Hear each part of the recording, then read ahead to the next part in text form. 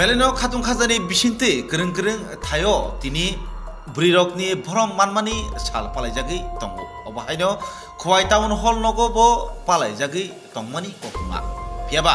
o pandabo haksal sampani lukurok phayu obahaino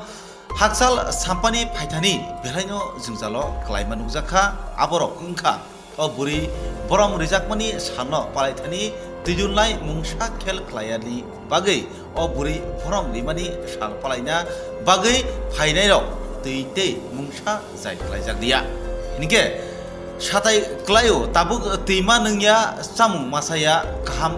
hamya naikolnai grini bagai obono nugui koktuma thumnai bodolok sakni chuksat subamung khlaikya hini koktumao saimankha beautiful North East Tripura वो शीतल special निमंत्रण करते अपने पास जो है prime minister बने हैं, president बने हैं, वैसे सब जगह अपने अपने पास महिलाओं को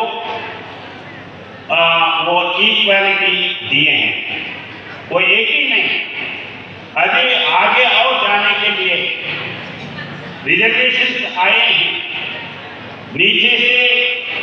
ग्राम स्तर से वार्ड मेंबर से 33% वुमेन रिजर्वेशन है और वो वुमेन रिजर्वेशन अभी नया पार्लियामेंट बनने के बाद नया पार्लियामेंट में पहले दिन पहले ही